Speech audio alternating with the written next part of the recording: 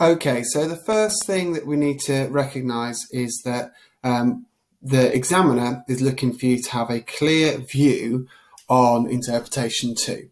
Now, you don't have to wait until the end of your answer to state that view. There's no need. You can actually open with that view, and that way you're making it really clear where you stand and then going on to support it.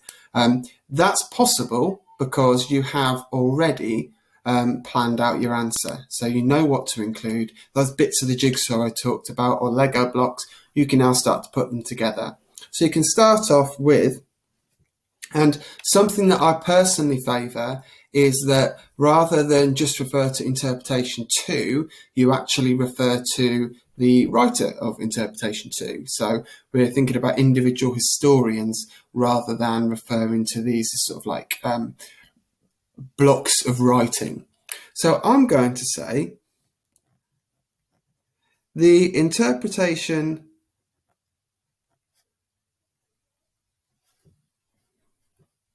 put forward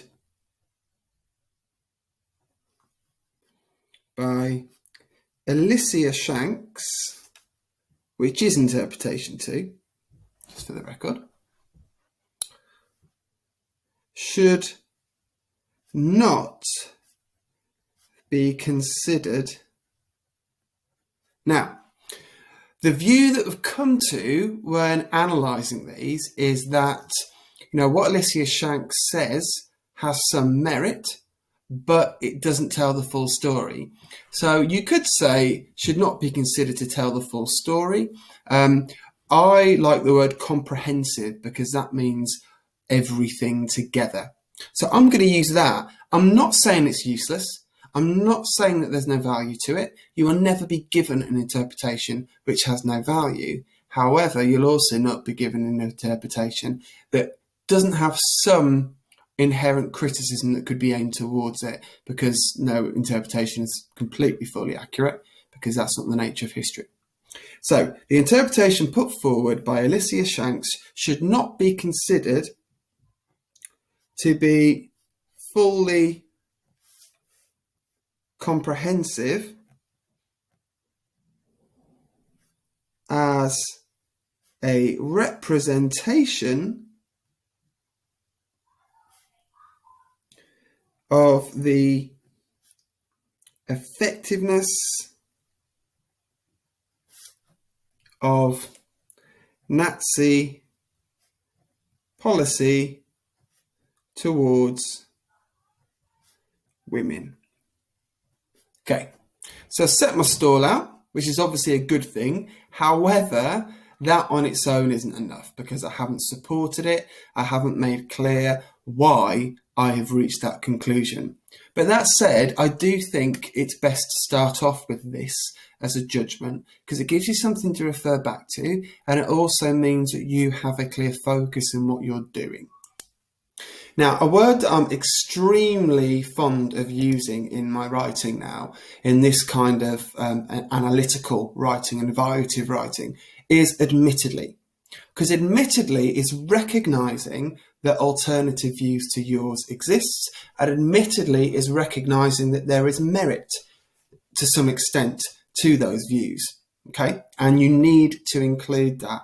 It's no good just writing about why your view is the best without recognising that there are reasons why the alternative view has been considered.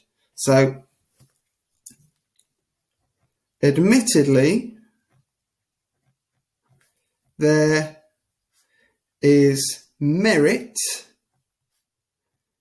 to interpretation 2.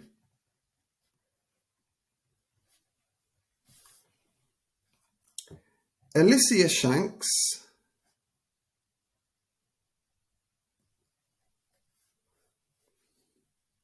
uses positive language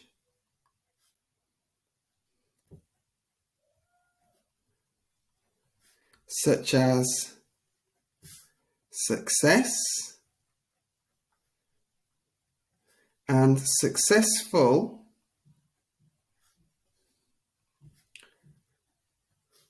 when commenting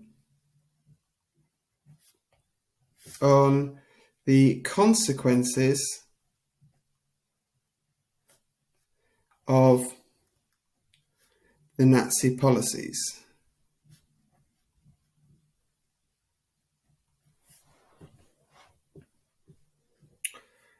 For example,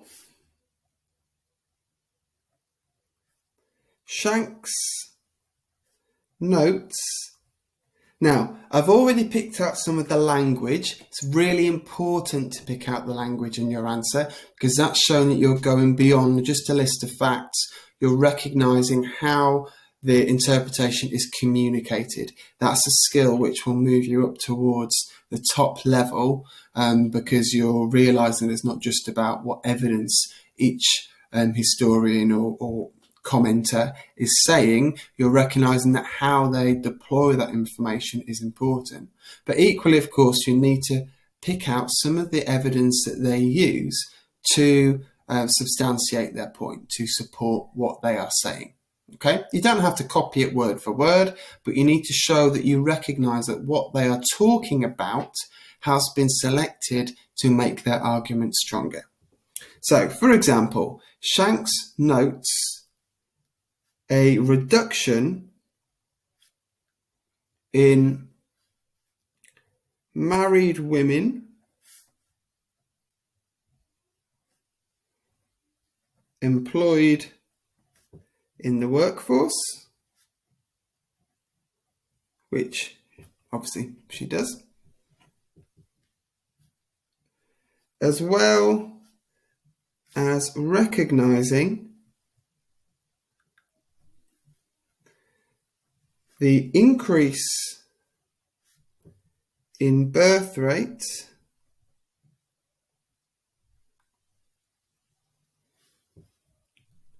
between 1933 and 1936. Again, two of the key points that Alicia Shanks makes.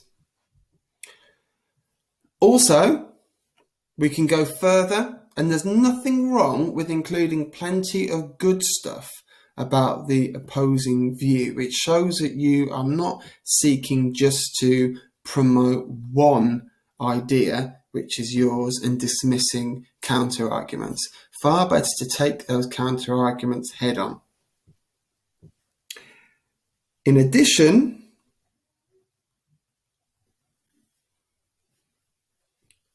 the high membership of the GWE is highlighted as evidence of the enthusiasm of women for the Nazi strategy. Okay. Now, that's all things from the interpretation that is from within interpretation 2, Alicia Shanks' interpretation. What you want to do now, and looking back at the plan that you've made, is you want to introduce what you have from your own knowledge which can supplement these. Okay, so in support of Shanks' view. Now, crucial point here.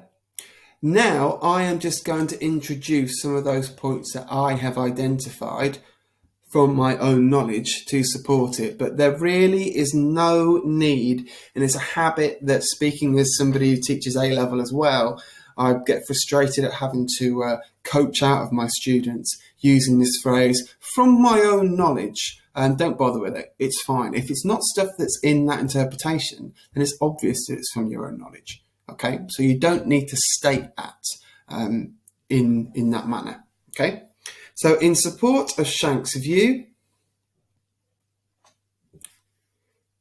births under the Nazis rose by around a third,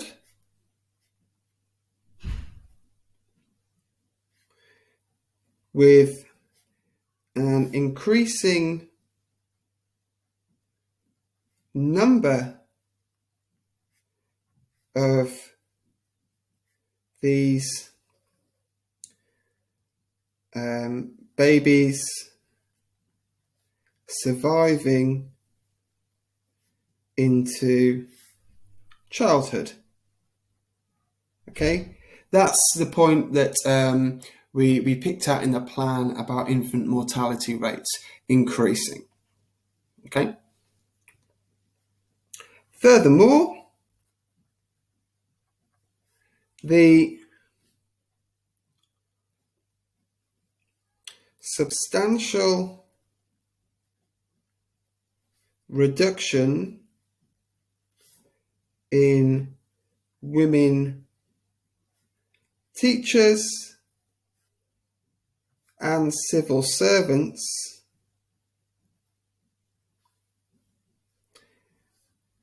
backs the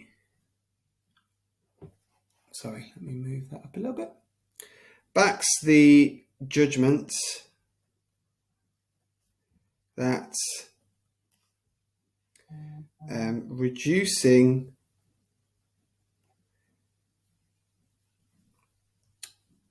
females in employment is an aim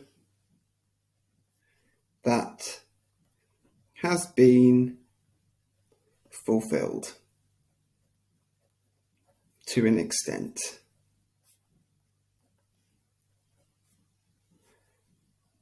Okay, so just to recap, we've got clearly here's what my view is, but I've gone on to pick out the arguments used and the evidence used, both in terms of the key information and the language used by Alicia Shanks in interpretation 2, and I've gone on to pick out evidence that I have which would support this point. Okay, absolutely fine to do that. That's good, it's detailed. What I haven't done is regurgitate the information in the source. I could have gone through the interpretation, I could have used the figures 15%. I could have specifically talked about the numbers of civil servants being reduced, but of course the interpretation is there for all to see. So an examiner isn't going to penalise you and think that you don't know the exact figures.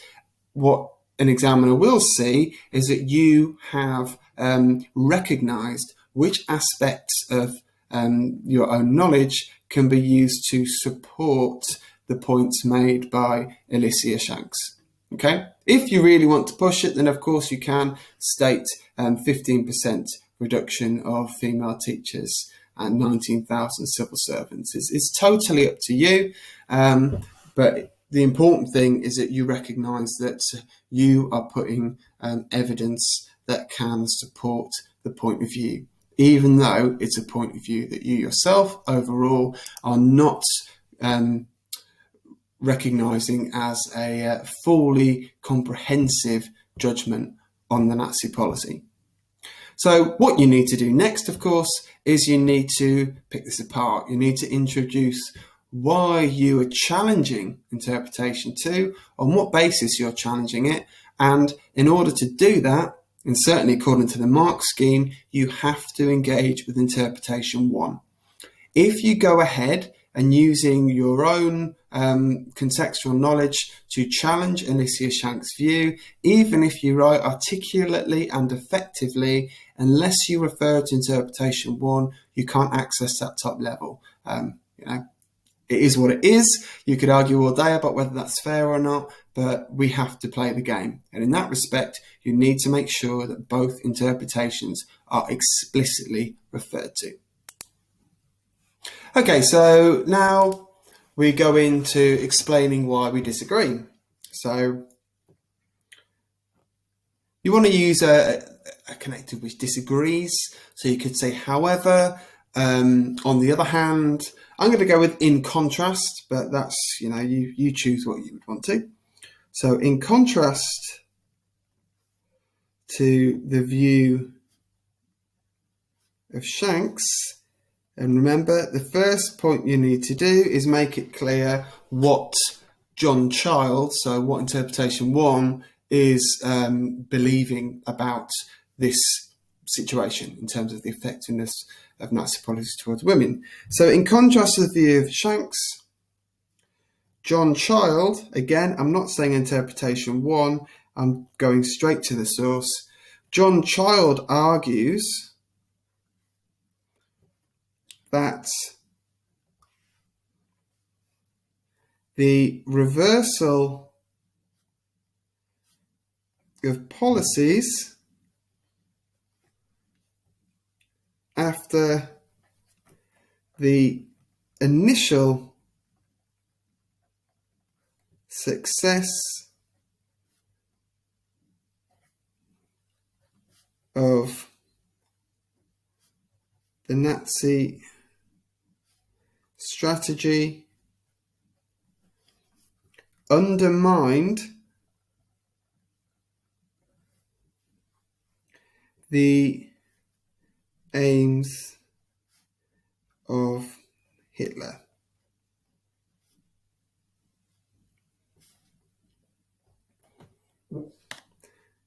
For example,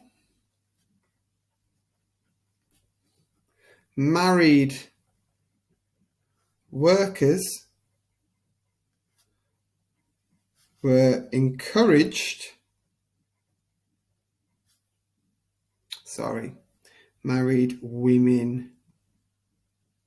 Okay, if you do make a mistake in the exam, by the way, or assessment, just draw a line through it. Or if there wasn't space there, just put a little asterisk and put it down there, or draw a line. Do it at the time. Don't wait and think, oh, I'll go back and read through and change it later. Ideally, we want to do that. We always want to read back through our work. But if you notice an error at the time, fix it there and then. Don't leave it till later, because you might run out of time, or you might forget that there is an error that needs correcting. So, for example, married women were encouraged back into work.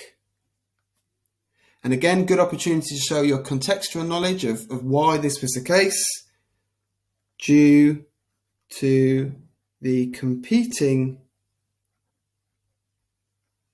demands of rearmament. Clearly, in this case, rearmament, according to the Nazis, is now more important than following through with their policy towards the women. And again, going to what is actually said in John Child's interpretation. Remarkably, because I am, of course, looking to really focus on why this interpretation and this point of view is stronger than Shanks. Remarkably, the number of working wives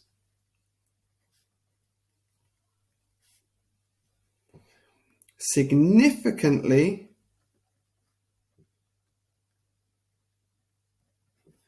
rose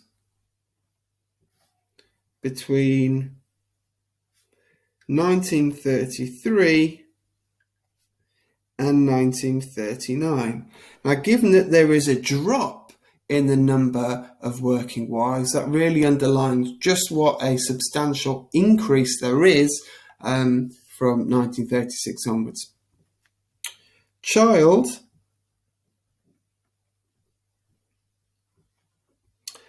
Now, I'm going to come on to picking out the language of John Child. So John Child dismisses Nazi success.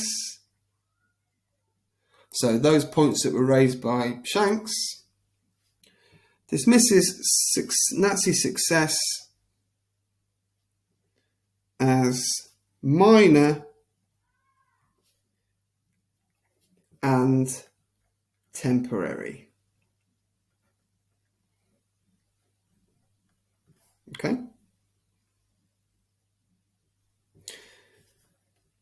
And I'm going to go on and I'm going to bring in my own knowledge now to kind of bring it home, to make it clear why I believe that this argument, this counter to what Shanks has said in interpretation 1, why that is in fact stronger. So, in addition, policies such as making it easier to attain a divorce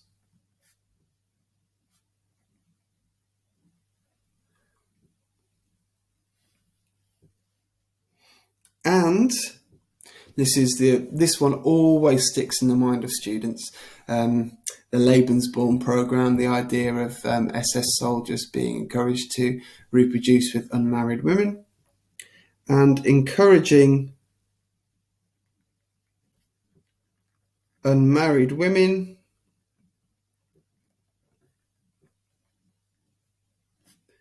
to be impregnated by SS men contradicted the traditional family-oriented messages portrayed in Nazi propaganda. So we're starting to highlight the hypocrisy of what the Nazis were doing. In reality, after an initial surge, marriage rates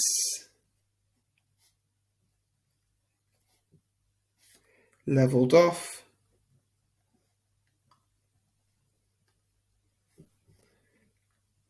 and even the increased birth rate still fell well short of early 1920s levels. Okay, so again, just as we did with Shanks, we've picked out the language, minor and temporary. We've picked out what evidence John Child uses to counter, and we've brought in our own contextual knowledge to back it up. There's no need for a conclusion as such because you've already stated your judgment. And actually, as I stated in the previous video, once you've got your plan in place, this doesn't take long to write. It's taken me over 20 minutes purely because I've been narrating it with you. In actual fact, I think you could write that with your planning in front of you inside of 10-12 minutes without any major problems. And certainly, reflecting on this, that would be sufficient to get you into that top level. So moving towards those top grades that I know you will be looking to attain in your GCSE. Thank you very much. Do check out the other videos. Each of the Edexcel exam types will have a model answer and a demonstration of how to write them, which hopefully should help you in your preparation. Thanks.